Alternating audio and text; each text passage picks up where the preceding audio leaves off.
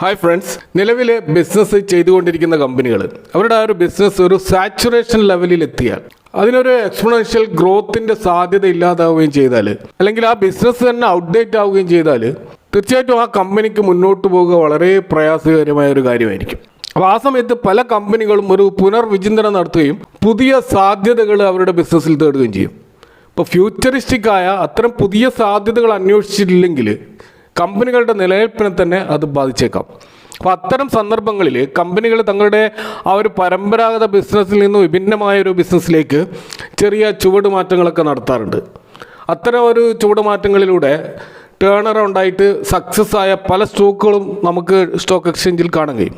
ഉദാഹരണത്തിന് ടാറ്റ മോട്ടോഴ്സ്, അതിൻ്റെ ഒരു ഓൾ ടൈം ചാർട്ട് നമ്മൾ നോക്കിയാൽ അത് വർഷങ്ങളോളം ഇൻവെസ്റ്റേഴ്സിന് യാതൊരു റിട്ടേണും നൽകാതെ നഷ്ടങ്ങളിലേക്ക് കൂപ്പുകുത്തിയ ഒരു സ്റ്റോക്കായിരുന്നു. തുടർച്ചയായ നഷ്ടങ്ങൾ ബാലൻസ് ഷീറ്റ് രേഖപ്പെടുത്തിയ ടാറ്റ മോട്ടോഴ്സ് ഒരു അതിജീവനത്തിൻ്റെ ഭാഗമായിട്ടാണ് ഇലക്ട്രിക് പാസഞ്ചർ കാർ വിപണിയിലേക്ക് കാലെടുത്ത് വെച്ചത്. അപ്പോൾ ആ ബിസിനസ് അങ്ങനെ ഡൈവേർട്ട് ചെയ്തപ്പോൾ EVയുടെ ഒരു മാർക്കറ്റ് ലീഡിംഗ് പൊസിഷനിൽ അവരെത്തുകയും ആ സ്റ്റോക്ക് ഒരു സക്സസ്ഫുൾ ആയിട്ടുള്ള ഒരു ടേൺ അറൗണ്ട് സ്റ്റോക്കായിട്ട് മാറുകയും ചെയ്തു.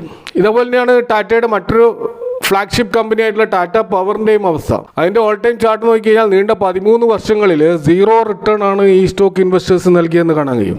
പിന്നീട് സോളാർ റിന്യൂവബിൾ സെഗ്മെൻറ്റിലേക്ക് ബിസിനസ് അപ്ലിഫ്റ്റ് ചെയ്തതോടെയാണ് ഈ കമ്പനിക്കും ജീവൻ വെച്ചത്. ഇതുപോലെ മറ്റൊരു സ്റ്റോക്കായിട്ടുള്ള CG പവറിൻ്റെ ഓൾ ടൈം ചാർട്ട് നോക്കിക്കഴിഞ്ഞാൽ ഇതേ പാറ്റേൺ ആണ് നമുക്ക് കാണാൻ കഴിയുക. അപ്പോൾ പ്രതിസന്ധികളിൽ നിന്നും പ്രതിസന്ധികളിലേക്ക് നീങ്ങിയ ഈ ഒരു CG പവർ എന്ന കമ്പനി അതിനെ മുരുകപ്പ ഗ്രൂപ്പ് ഏറ്റെടുത്തുകൊണ്ട് ഈ സെമി കണ്ടക്ടർ മാനുഫാക്ചറിങ് ബിസിനസ്സിലേക്കൊക്കെ അവരുടെ ബിസിനസ് ഷിഫ്റ്റ് ചെയ്തപ്പോഴാണ്, ആ പ്രൊഡക്റ്റ് പോർട്ട്ഫോളിയോ ചേഞ്ച് ചെയ്തപ്പോഴാണ് പ്രതിസന്ധികളെ അതിജീവിച്ചുകൊണ്ട് ആ സ്റ്റോക്ക് പറക്കാൻ തുടങ്ങിയത്. ഇതേപോലെ എക്സൈഡ് ബാറ്ററി, അമരരാജ ബാറ്ററി തുടങ്ങിയ ബാറ്ററി മാനുഫാക്ചറിങ് കമ്പനികൾ ലിത്യം അയൺ ബാറ്ററിയിലെ സെഗ്മെൻറ്റിലേക്ക് കടന്നതോടെ അവരും അതിജീവിക്കാൻ തുടങ്ങിയെന്ന് നമുക്ക് കാണാൻ കഴിയും. അപ്പോൾ കമ്പനികൾ പുതിയ ഡെവലപ്മെൻറ്റ്സ് മനസ്സിലാക്കി ഫ്യൂച്ചറിസ്റ്റിക് ആയിട്ടുള്ള സെഗ്മെൻറ്റിലേക്ക് നീങ്ങുമ്പോഴാണ് ബിസിനസ്സിലൊരു ഗെയിം ചേഞ്ചിങ് എഫക്റ്റ് ഉണ്ടാകുന്നതെന്ന് നമുക്ക് ഇതിൽ നിന്ന് മനസ്സിലാക്കാം. ഇത്തരത്തിൽ തങ്ങളുടെ ബിസിനസ്സിനെ ഈ അടുത്ത കാലത്ത് പുതിയ മേഖലകളിലേക്ക് വഴിതിരിച്ചു വിടാൻ തയ്യാറായ 5 സ്റ്റോക്കുകളെ കുറിച്ചാണ് ഈ വീഡിയോയിൽ ചർച്ച ചെയ്യുന്നത്. R4iയിലേക്ക് എല്ലാവർക്കും ഒരിക്കൽ കൂടി സ്വാഗതം. നമ്മുടെ ആദ്യത്തെ stock HG infra engineering limited ആണ്. അപ്പോൾ 9,000 കോടി മാർക്കറ്റ് ക്യാപ്പുള്ള ഒരു സ്മോൾ ക്യാപ്പ് കമ്പനിയാണിത്. അപ്പോൾ ഇന്ത്യയിലെ റോഡ്, അതുപോലെ പാലങ്ങൾ, ഫ്ലൈ ഓവേഴ്സ് തുടങ്ങിയ ആ ഒരു നിർമ്മാണ മേഖലയിൽ പ്രവർത്തിക്കുന്ന ഒരു എഞ്ചിനീയറിംഗ്, കൺസ്ട്രക്ഷൻ, അതേപോലെ തന്നെ മെയിൻ്റനൻസ് കമ്പനിയാണ് HG ഇൻഫ്ര എഞ്ചിനീയറിംഗ് ലിമിറ്റഡ് എന്ന് പറയുന്ന ഈ കമ്പനി. അപ്പോൾ കഴിഞ്ഞ ഏപ്രിൽ മാസത്തിലാണ് HG ഇൻഫ്ര എഞ്ചിനീയറിംഗ് അത് സോളാർ എനർജിയിലേക്കും റിന്യൂവബിൾ എനർജിയിലേക്കും അതുപോലെ ഗ്രീൻ ഹൈഡ്രജൻ സെഗ്മെൻറ്റിലൊക്കെ പ്രവേശിക്കുന്നതായിട്ട് അവർ അനൗൺസ് ചെയ്തത്. അപ്പോൾ HG ഇൻഫ്ര എഞ്ചിനീയറിംഗിൻ്റെ ഹോളി ഓൺഡ് സബ്സിഡിയറി ആയിട്ടുള്ള HG സോളാർ പ്രോജക്ട്സ് ആണ് ഈ ഒരു സബ്സിഡിയറി രൂപം കൊടുത്തുകൊണ്ട് അവരുടെ ബിസിനസ് ഡൈവേർട്ട് ചെയ്തത്. അപ്പോൾ HG Jodhpur solar energy, HG solar project developer, HG green hydrogen power തുടങ്ങിയവയ്ക്ക് സംയോജിപ്പിച്ചാണ് ഇതിനെ ഒരു പ്രത്യേക എൻറ്റിറ്റി ആയിട്ട് രജിസ്റ്റർ ചെയ്തിട്ട് രാജസ്ഥാൻ കേന്ദ്രീകരിച്ച് ആ സ്റ്റേറ്റിലാണ് ഇത് രജിസ്റ്റർ ചെയ്തിട്ടുള്ളത്. രാജസ്ഥാൻ സ്റ്റേറ്റ് ഗവൺമെൻറ്റിൻ്റെ ടാർഗറ്റ് ആയിട്ടുള്ള 65 ഗിഗാവാട്ടിൻ്റെ ഒരു കപ്പാസിറ്റി 2030 അച്ചീവ് ചെയ്യും എന്ന ആ ഒരു ലക്ഷ്യത്തോടൊപ്പം വളരാനാണ് ഈ രംഗത്ത് HG ഇൻഫ്ര ശ്രമിച്ചുകൊണ്ടിരിക്കുന്നത്. അപ്പോൾ നിലവിൽ ഏകദേശം 1911 കോടിയുടെ ഒരു സോളാർ പ്രോജക്റ്റിൻ്റെ ഓർഡർ ബുക്ക് കമ്പനിക്കുണ്ട്. അപ്പോൾ ആ സോളാർ സെഗ്മെൻറ്റിൽ ഏകദേശം 18% ഒരു ഓപ്പറേറ്റിംഗ് പ്രോഫിറ്റ് മാർജിനാണ് ഇവർ പ്രതീക്ഷിക്കുന്നത്. ഈ കമ്പനിയുടെ കറണ്ട് പ്രൈസ് 1461 1880 വരെ ഇതിൻ്റെ ഹൈ പോയിരുന്നു. സ്റ്റോക്കിൻ്റെ PE ഇപ്പോൾ 18 എന്ന ലെവലാണ്. PEG റേഷ്യോ വെച്ച് നോക്കുമ്പോൾ ഈ സ്റ്റോക്ക് അണ്ടർ വാല്യൂഡ് ആയിട്ട് നമുക്ക് കാണാൻ കഴിയും. കഴിഞ്ഞ ഒരു വർഷം 73% ഒരു റിട്ടേൺ ഈ സ്റ്റോക്ക് നൽകുകയുണ്ടായി. മറ്റൊരു ബിസിനസ് ഡൈവേഴ്സിഫൈ ചെയ്തിട്ടുള്ള കമ്പനി എന്ന് പറയുന്നത് PG ഇലക്ട്രോപ്ലാസ്റ്റ് ലിമിറ്റഡ് എന്ന് പറയുന്ന കമ്പനിയാണ്. ഇന്ത്യയുടെ ലീഡിംഗ് ഇലക്ട്രോണിക് മാനുഫാക്ചറിങ് സർവീസ് പ്രൊവൈഡറാണ് ഇവർ. പ്ലാസ്റ്റിക് ഇഞ്ചക്ഷൻ മൗൾഡിൽ ഒരു സ്പെഷ്യലൈസ് ചെയ്തിട്ടുള്ള ഒരു കമ്പനിയാണ്. ഏകദേശം 50ലധികം ലീഡിംഗ് ഇന്ത്യൻ ബ്രാൻഡുകളും അതുപോലെ ഗ്ലോബൽ ബ്രാൻഡുകളും അടങ്ങിയിട്ടുള്ള ഒരു വലിയൊരു ക്ലയൻറ്റ് ലിസ്റ്റ് ഇവർക്കുണ്ട്. അപ്പോൾ ഈ അടുത്ത കാലത്താണ് ഈ PG ഇലക്ട്രോപ്ലാസ്റ്റ് ആഫ്രിക്കയിലുള്ള സ്പൈറോ മൊബിലിറ്റിയുമായിട്ട് ചേർന്നുകൊണ്ട് EV മാനുഫാക്ചറിങ് രംഗത്തേക്ക് കാലെടുത്ത് വെച്ചിട്ടുള്ളത്. അതുകൂടാതെ ലിത്യം അയൺ ബാറ്ററിയുടെ നിർമ്മാണവും ഇന്ത്യയിൽ നടത്താനുള്ള ഒരു പാർട്ട്ണർഷിപ്പ് അഗ്രിമെൻറ്റിലാണ് ഈ ഒരു ആഫ്രിക്കൻ കമ്പനിയായിട്ട് ഇവർ എത്തിച്ചേർന്നിട്ടുള്ളത്.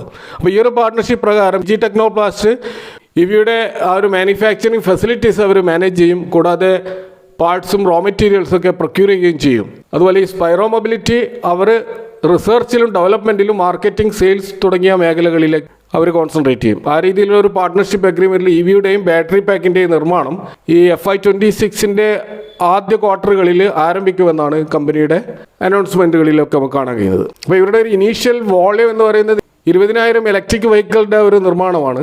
അപ്പോൾ ഈ ഒരു ബിസിനസ്സിൽ നിന്ന് ഏകദേശം അടുത്ത 2-3 വർഷത്തിനുള്ള 500 മുതൽ 600 കോടിയുടെ ഒരു വോളിയമാണ് കമ്പനി പ്രതീക്ഷിക്കുന്നത്. ഈ കമ്പനിയുടെ മാർക്കറ്റ് ക്യാപ്പ് നമ്മൾ നോക്കുകയാണെങ്കിൽ 19,000 കോടിയുള്ള മിഡ് ക്യാപ് സെഗ്മെന്റിലേക്ക് പോയിക്കൊണ്ടിരിക്കുന്ന ഒരു കമ്പനിയാണ്. കറണ്ട് പ്രൈസ് 763 അതിൻ്റെ ഹൈ 768 വരെ വരുന്നു. അപ്പോൾ കഴിഞ്ഞ ഒരു വർഷം ഏകദേശം 226% റിട്ടേൺ ഇൻവെസ്റ്റേഴ്സ് നൽകിയ ഒരു മൾട്ടി ബാഗർ സ്റ്റോക്കാണിത്. സ്റ്റോക്കിൻ്റെ PE ഇപ്പോൾ 104 എന്നുള്ള ഒരു എക്സ്പെൻസീവ് PE റേഷ്യോയിലാണ് നമുക്ക് കാണാൻ കഴിയുക.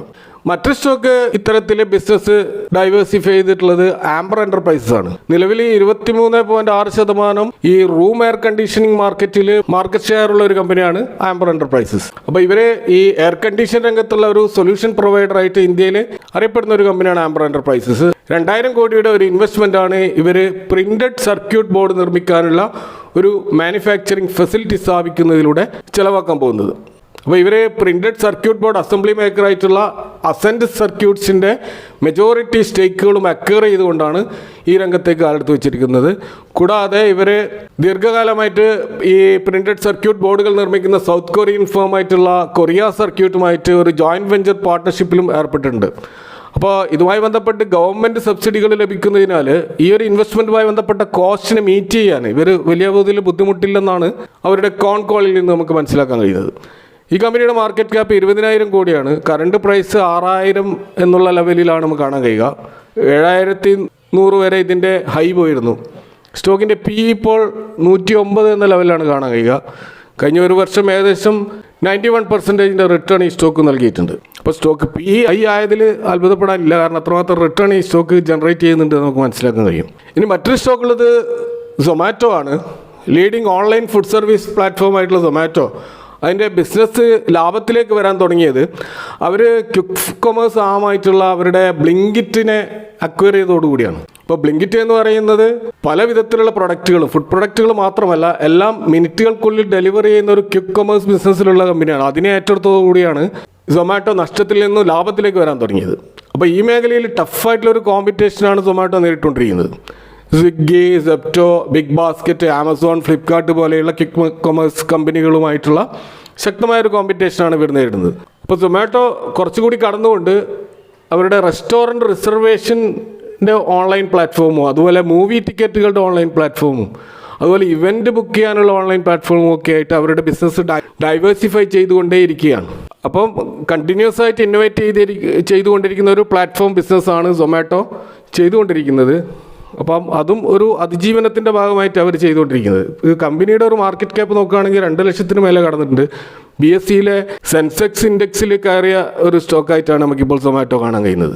കറണ്ട് പ്രൈസ് 286 ഇതിൻ്റെ ഹൈ 298 വരെ പോയിരുന്നു. സ്റ്റോക്കിൻ്റെ PE ഇപ്പോൾ വളരെ എക്സ്പെൻസീവായിട്ട് 354 എന്ന ലെവലിൽ കാണാൻ കഴിയും. കഴിഞ്ഞ ഒരു വർഷം 140% മൾട്ടി ബാഗർ റിട്ടേൺ ഈ സൊമാറ്റോ നൽകുകയുണ്ടായി എന്നുകൂടി നമ്മൾ ഓർക്കേണ്ടതുണ്ട്. 5ാമത്തെ stock ease trip planner. Ease my trip എന്ന ബ്രാൻഡിലൂടെ ട്രാവൽ റിലേറ്റഡ് ആയിട്ടുള്ള പ്രൊഡക്റ്റുകൾ, പ്രത്യേകിച്ച് എയർലൈൻ ടിക്കറ്റ്സ്, അതുപോലെ ഹോളിഡേ പാക്കേജുകൾ, ഹോട്ടൽ ബുക്കിംഗ്, റെയിൽവേ ടിക്കറ്റുകൾ, ബസ് ടിക്കറ്റുകൾ, ടാക്സി തുടങ്ങിയിട്ടുള്ള ട്രാവൽ റിലേറ്റഡ് സർവീസുകൾ കൊടുക്കുന്ന, അതുപോലെ ട്രാവൽ ഇൻഷുറൻസ്, വിസ പ്രോസസ്സിംഗ് തുടങ്ങിയ മേഖലകളിലൊക്കെ പ്രസൻസ് ഉള്ള ഒരു കമ്പനിയാണ് ഈസ് ട്രിപ്പ് പ്ലാനർ. ഇവർ പുതുതായിട്ട് അവരുടെ ബിസിനസ് ഡൈവേഴ്സ് ചെയ്യുന്ന തികച്ചും വ്യത്യസ്തമായ ഒരു ബിസിനസ്സിലേക്കാണ്, ഇലക്ട്രിക് ബസ്സുകൾ നിർമ്മിക്കാനുള്ള ഒരു വലിയ സംരംഭത്തിലേക്കാണ് അവർ നീങ്ങുന്നത്. അപ്പോൾ ഇതിനുവേണ്ടി 2 ബില്യൺ രൂപയുടെ ഒരു കാപ്പക്സ് ആണ് ഇവർ 2 മുതൽ 3 വർഷം വരെ ഇൻവെസ്റ്റ് ചെയ്യാൻ ഉദ്ദേശിക്കുന്നത്. 4,000 മുതൽ 5,000 വരെ ബസ്സുകൾ 2 to 3 ഇയേഴ്സിൽ ഇവർ മാർക്കറ്റിൽ ഇറക്കാനാണ് ഉദ്ദേശിക്കുന്നത്. ഈസി ഗ്രീൻ മൊബിലിറ്റി എന്ന പേരിലാണ് ഇത് അറിയപ്പെടുക. R&D അതുപോലെ പ്രൊഡക്റ്റ് ഡെവലപ്മെൻറ്റ്, അതിൻ്റെ മാനുഫാക്ചറിങ് എല്ലാം കൈകാര്യം ചെയ്യുന്നത് ഈ ഒരു പുതിയ സബ്സിഡിയറി ആയിരിക്കും. അപ്പോൾ ഈ ഒരു മേഖലയിലേക്ക് ഇവർ ഇറങ്ങാനുള്ള പ്രധാനപ്പെട്ട കാരണം ഇന്ത്യയിലെ ഇലക്ട്രിക് ബസ് നിർമ്മാണ രംഗം 24% ഒരു CAGR വളർച്ചയായിരിക്കും അടുത്ത 2030 വരെ രേഖപ്പെടുത്താൻ പോകുന്നത് എന്ന ഒരു സ്റ്റാറ്റിസ്റ്റിക്സിൻ്റെ അടിസ്ഥാനത്തിലാണ്.